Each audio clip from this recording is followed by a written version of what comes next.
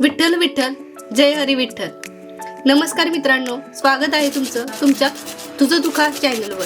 आज आपण बनवणार आहोत आषाढी एकादशी स्पेशल उपवासाची एकदम भन्नाट रेसिपी साबुदाणा फ्राईज. आज मी तुम्हाला अशी उपवासाची रेसिपी दाखवणार आहे जी बाहेरून एकदम कुरकुरीत आणि आतून मऊ आहे. आणि शेवटी मी एक अशी टिप सांगणार आहे ज्यामुळे तुमचे साबुदाणा फ्राईज कधीच फुटणार नाही. त्यामुळे व्हिडिओ शेवटपर्यंत नक्की पहा. मी 250 ग्रॅम साबुदाणा घेतलाय. तो पहिल्यांदा स्वच्छ धुवून घ्यायचा. त्याच्यानंतर परत थोडंसं पाणी घालून भिजू घालूयात. 3 ते 4 तास ठेवून देऊयात. मी 3 ते 4 बटाटे उकडून घेतलेत. ते स्मॅश करून घेऊयात. असं मस्त स्मॅशरनी स्मॅश करून घ्यायचं. बटाटे स्मॅश झालेत.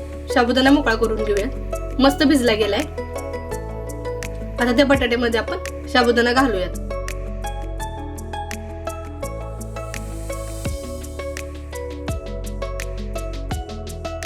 शेंगदाण्याचं कूट घालूयात. 2 ते 3 हिरव्या मिरच्या, चवीनुसार मीठ, लाल तिखट यूज केले ज्यात आपण लसूण नाही घालत तो वाला मी वापरले. पूर्ण मिश्रण एकजीव करून घ्यायचं. असं पूर्ण मिक्स करून घ्यायचं. परत त्याचे आपण मस्त फ्राईजच्या आकाराचे रोल तयार करायचे. या मिश्रणाचे लांबट फ्राईजच्या आकाराचे रोल तयार करून घ्यायचे.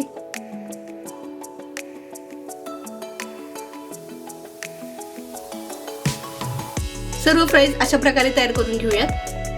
आपले फ्राईज फुटू नयेत यासाठी महत्त्वाची टीप: तेल खूप जास्त गरम नसावं.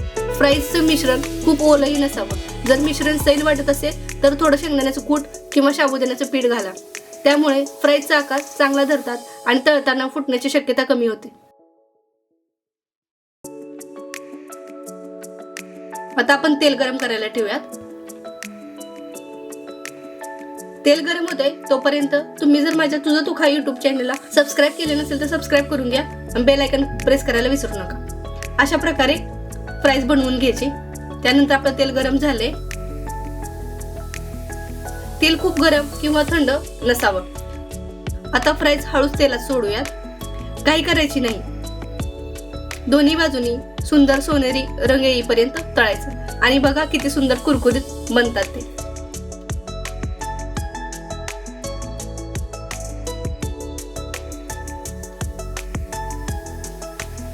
मस्त कलर येतोय.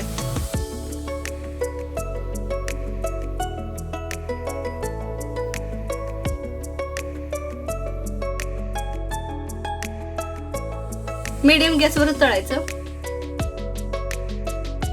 मस्त सोनेरी रंग आलाय ना.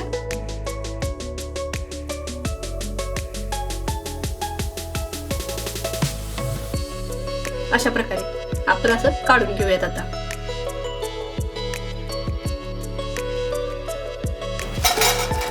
आता हिरवी चटणी सोबत आपण सर्व करूयात.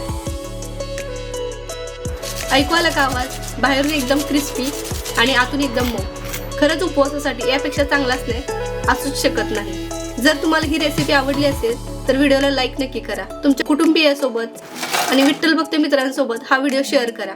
अशाच भन्नाट मराठी रेसिपींसाठी तुझं तू खाला चॅनलला सबस्क्राईब करून बेल आयकॉन दाबायला विसरू नका. कमेंटमध्ये नक्की सांगा विठ्ठल विठ्ठल जय हरी विठ्ठल. धन्यवाद. भेटूया पुढच्या भन्नाट रेसिपीमध्ये. विठ्ठल विठ्ठल जय हरी विठ्ठल.